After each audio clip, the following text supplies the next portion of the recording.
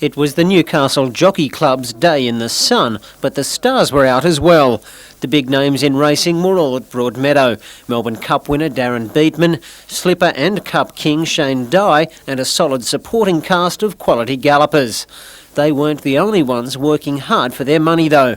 The girls in the Fashion Stakes braved scorching conditions to showcase the styles that will be hot stuff this winter. Others took shelter indoors, but that didn't mean those colourful sun shields were any less conspicuous. Tension built throughout the day as the money continued to change hands, and it was a determined Shane Dye who took out the odds-on favourite in the feature event. These are big races and I love them, and it's easy to get motivated. You know, I haven't achieved everything. I've got a long way to go. There's many races I haven't won, so I've just got to keep going and trying to win as many races as possible. And he was as good as his word. Now Torres knuckling down. Oh, the rider had a peep over the shoulder. He's pretty confident on Torres. And his good-looking Chestnut sped to the lead with 50 to go. Dye's not going to knock him about. Going to win it easily by 2 lengths, Jester Royale. 5 lengths away, third, Jolly Mask.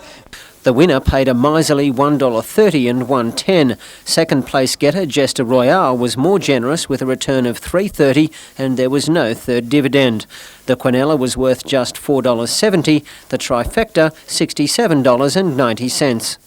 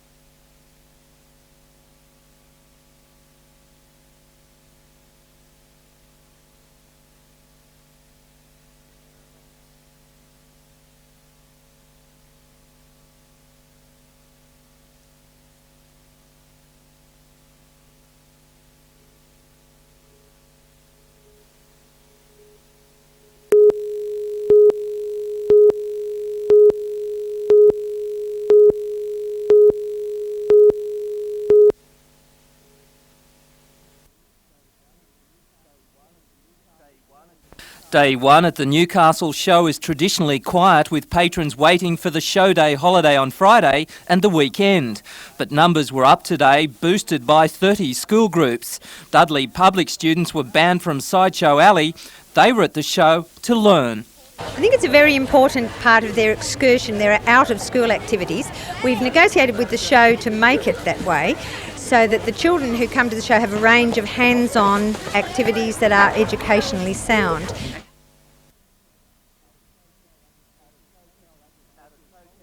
At a Tokel Agricultural College display, students learned how to plant a tree and all about Daisy the cow. Entertainment is another theme at the show. Street performers were let loose on the unwary. Kid for sale. Hey ladies, do you want to buy a kid? Look, it's same again pregnant and changing all them nappies. $3. It's all yours. Kid for sale. Behind that fun atmosphere is the serious issue of a recession in rural Australia. While the show can offer a form of relief, some country exhibitors simply cannot afford the time or the money to come. Oh, well, last year there was around about 100 Holstein Friesians here altogether. This year there's about 45. Dairy farmer Edward Lowry says near drought conditions in the Hunter have worsened the outlook, some farmers too busy to leave their properties. In the main ring, millions of dollars of horseflesh, international standard show jumpers, champion Appaloosas and riding horses the unconventional way. Rain gusts in the afternoon slowed things down. Tonight the show will go on with trapeze artists, a precision driving team and fireworks. Peter Ryan, NBN News.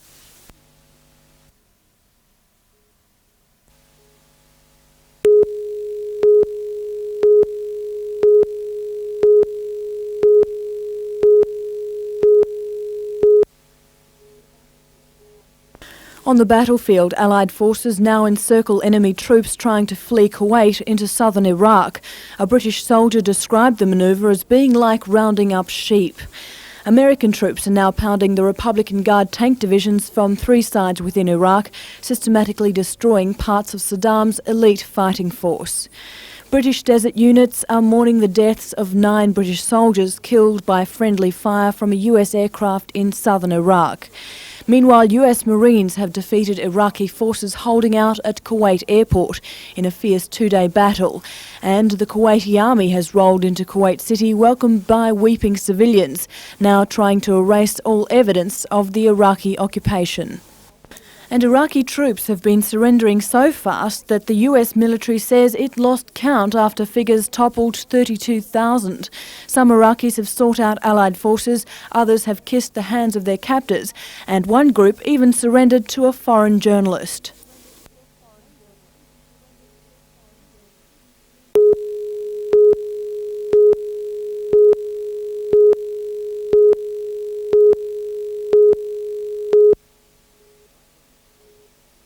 Nigel McDonnell believes fences like this will save Blacksmith's Beach. That's why he's helping to build them. We usually get about 24 to 30 people turn up. We have our own tools, we have our own generators, so we're self-sufficient in that area, and the rest is provided through the council. We pick an area we're going to fence or we're going to clean out of bidu bush, and on the Sunday chosen we start. Worried about the erosion caused by four-wheel drives, local residents approached the council with a plan to fence off the area using voluntary labour. Council quickly agreed to provide $10,000 for materials, knowing that normal labour costs would more than quadruple the cost of the project. Well, where the saving will be is in labour. The $10,000 now can be spent on material, and that's where the saving will be, because if you had to put labour on top of that, the $10,000 would go nowhere. Environmental experts say the plan is vital. As the vehicles go across, they literally pull the sand back down. Now they've lowered the dune and they've hollowed it, and that becomes a wind tunnel, so the sand gets even blown through even faster.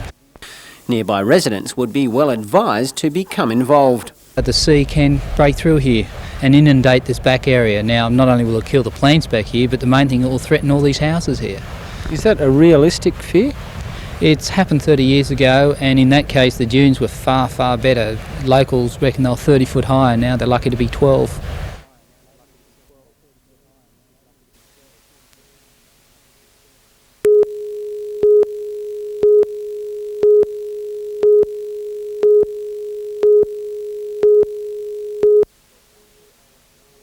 The 100-hour ground war left behind a battlefield littered with destroyed Iraqi tanks. A cemetery of twisted armor that revealed the destructive power of Allied tanks, artillery, and aircraft. U.S. commanders said of the 42 Iraqi divisions committed to the battle and their 4,200 tanks, less than 1 division remained intact, and only about 300 tanks survived, most of them having fled back to Iraq. American forces have not withdrawn. Instead, they have taken up defensive positions around Kuwait and southern Iraq in case the ceasefire is broken. There's a sense of exhilaration and at the same time let down at the end of this thing. Be careful. This is probably the most dangerous part of this operation. There were 2 violations today. American generals said they believe some Iraqi units didn't get the word. For instance, at 12:30 this afternoon, Iraqi T-55 tanks and multiple rocket launchers fired on elements of the 18th Airborne Corps as they were trying to remove the remains of U.S. pilots that were killed in a UH-60 helicopter crash. We responded and destroyed 2 T-55 tanks and 2 multiple rocket launchers. That's the way it's going to work. The Iraqi torching of Kuwaiti oil wells and destruction of storage tanks has left a mess in the desert. There is so much oil flowing out of broken pipelines and wellheads that black crude is collecting in giant lakes. Some of those responsible for this are now in prisoner of war camps. Late today, the British Ministry of Defense said there could be as many as 175,000 Iraqi POWs. Sorting out those who may be prosecuted for war crimes will be one of the military's most difficult tasks in the coming weeks. In the coming weeks, the most difficult task for 500,000 American troops here will be dealing with the anticipation of going home. These soldiers got the message on the battlefield this morning, a few hours before the ceasefire took effect. In 2 hours it's over. Who said that? President Bush. It's on the radio? No, man, in 2 hours it's over. In 2 hours it's over. Yeah! Ah! Isn't peace wonderful? It's great. Too bad it couldn't have come sooner. Tonight, the ceasefire is holding. But as one general here said, the Iraqi army doesn't have much left to break it.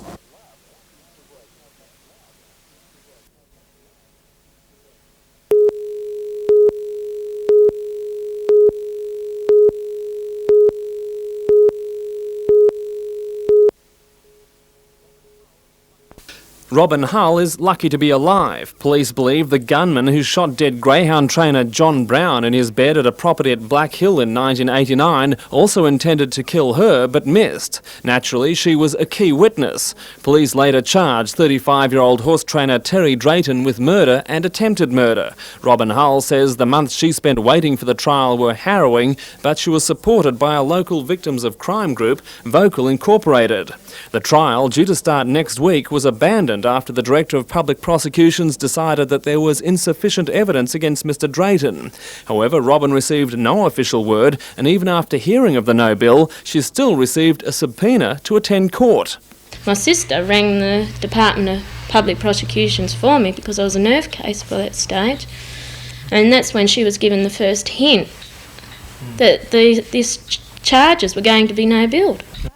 Director of Public Prosecutions Reg Blanche said Robin had been advised by mail. However, in future, witnesses will be notified by phone if the case is dropped at short notice.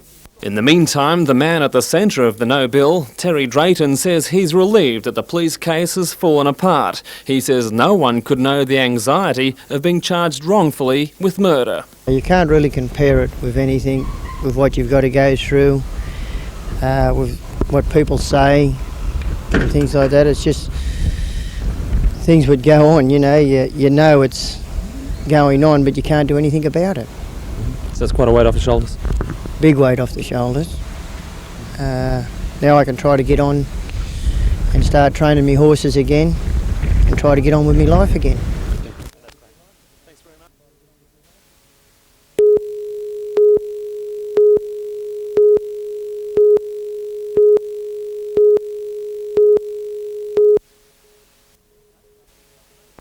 Known as the Australian Minerals and Energy Council, the top-level think tank has met 22 times in the past 8 years, keeping an eye on our valuable resources and how they are being exploited.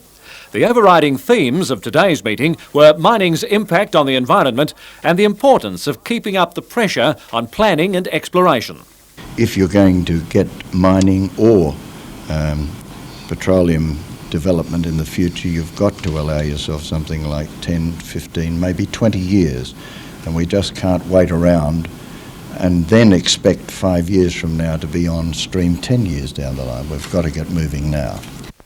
Also discussed parity pricing of petrol, to which the Federal Resources Minister attributed the stability of our supplies during and now after the war in the Gulf region. Australia's position is still very strong. We are largely self-sufficient.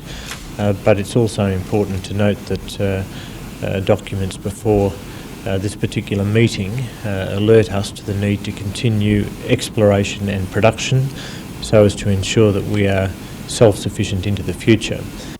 The conference released a report which said minerals and energy shipments accounted for 40% of total export revenue in the previous financial year. And it says they were directly responsible for almost 10% of Australia's gross national product.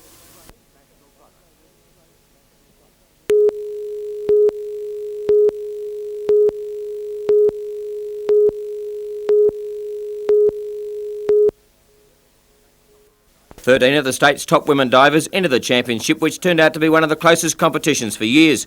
Instead of the usual 10 dives, the titles were reduced to 8, and at the end of 4 rounds, a surprise as Kate Henderson from Liverpool had taken a handy 6-point lead over Vanessa Baker, with veteran Aniela Claverstein of Balmoral in 3rd spot. Still, the competition was close, but Baker fought back to take the lead with 262.70 points to Henderson's 262.55 points after 7 dives. Both girls could win it with their final dive, and Henderson scored 34.8 points with a dive that she would have been a little bit disappointed with. That left Baker with a relatively easy task of scoring 34.7 points for the win, and she nearly made a meal of it, but the judges awarded her 35.1 points, and Vanessa Baker was crowned the state champion from Kate Henderson, and Aniela Claverstein hung on for third. Meanwhile, former Newcastle swimmer Angela Matthew was back home at Merewether today, proudly showing off her 2 individual gold medals won at the recent New South Wales Open Championships. Angela won the 100 and 200 metre butterfly events in personal best times and is over the moon with her new coaches Brian Sutton and Terry Buck at Maroubra. They're both very nice people.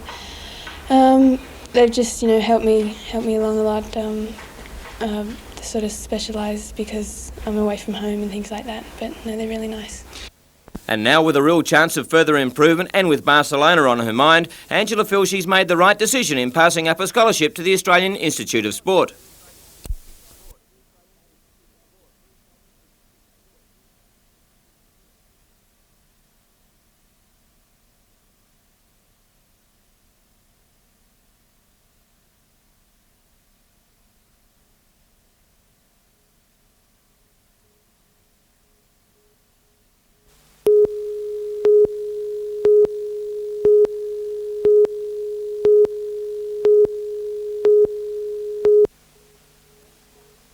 Australia holds the record for the highest incidence of melanoma in the world, and while the slip, slop, slap message may be getting through, it seems many people are still not taking enough care. The research by the University of Newcastle is the first of its kind, investigating the behaviour patterns of the general public and not just the victims of the disease. It looked at 1,400 people in Newcastle, Lake Macquarie and on the Central Coast and found that only half had regular screenings for melanoma. In its early stages, the problem is treatable, and the fact that half of those surveyed were not being tested is worrying for health workers. I guess it's worrying in that half the population that we sampled had not checked their skin regularly or had not seen a doctor in the last 12 months and hence might be walking around with various signs of melanoma which aren't being detected early. The study found that men, the poorly educated and people without medical insurance are least likely to be screened, and that doctors play a vital role in educating the public. We are finding that they respond to their doctor's advice by screening themselves and checking regularly, and therefore we think that doctors can play a fairly big role in terms of getting patients to, or individuals in the community, to increase the number of screenings they do for their body.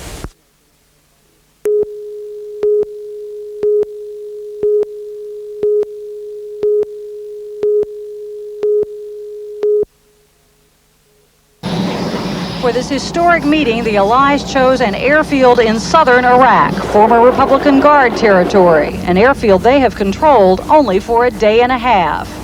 To say security was tight gave new meaning to the term, and the security would apply to the Iraqis too. They'll be checked by your security and ours, and then they'll move down to the negotiation. Now, I don't want them embarrassed in any way, all right? No, sir. Okay, I don't want them humiliated.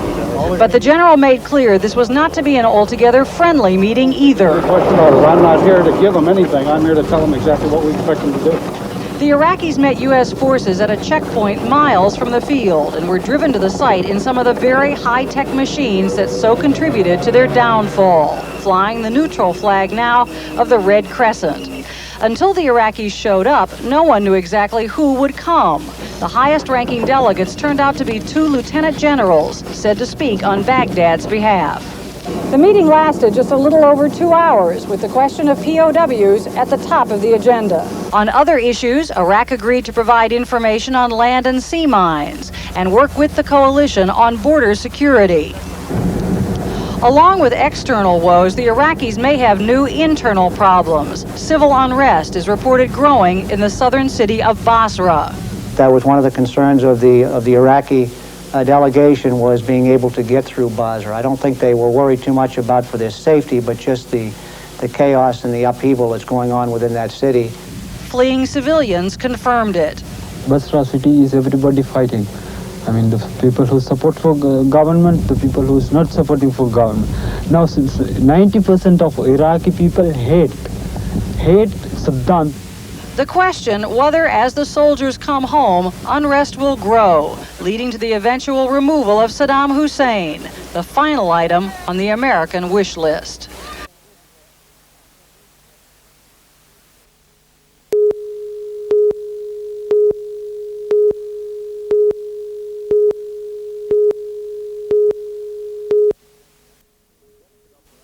The delicate operations weren't confined to the surgical theatres at the Royal Newcastle Hospital today.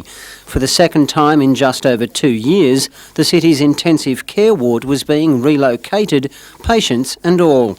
Last time it was just a case of changing wings at the Royal. Today it was more complicated. Patients had to be loaded into ambulances and taken across the city to the new John Hunter Hospital.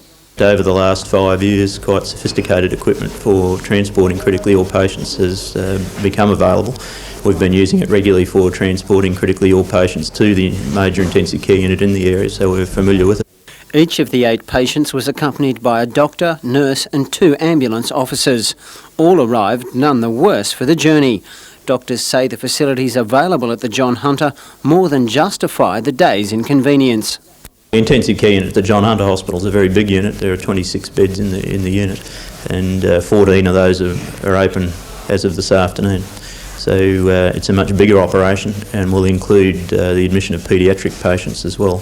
So it will make it one of the bigger intensive care units in Australasia by the end of the year. Also opening its doors tomorrow will be the John Hunter's new accident and emergency unit. All the services will be undertaken here, ambulances will come here, and any major emergency will be dealt with here. Bruce Mackenzie, NBN News.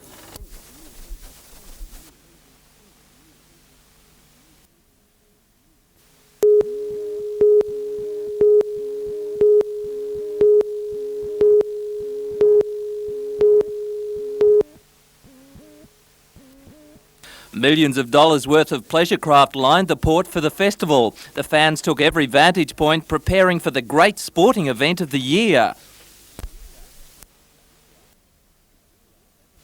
The celebrities, including NBN's Ray Deneen, had a taste before the champions, downing a quarter of a kilo with a glass of wine. Ray came in an honourable second. I like prawns so much that I'm not game to really put that extra effort into it. I like to enjoy them, and that's why I always come a very close second. But the main event was the world titles. 30 competitors took to the chairs, this time eating a kilo of the local pride and joy. Last year's champ Fred Monk from Sydney slashed the former record by 1 minute and 15 seconds, eating the feed in just 4 minutes and 2 seconds. There's more action tomorrow with wood chopping, windsurfing and a final concert.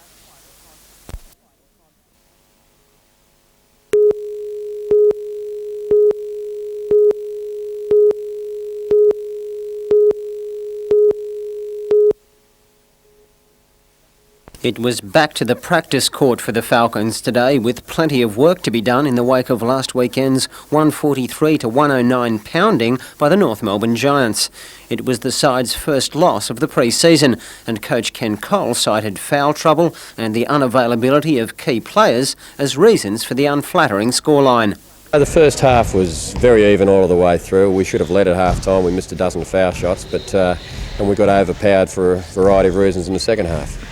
Yeah, I guess you went down there a little under strength, and the foul trouble just worsened the situation. Yeah, the fouls didn't help, but not having Michael Johnson and Peter Harvey was a real blow.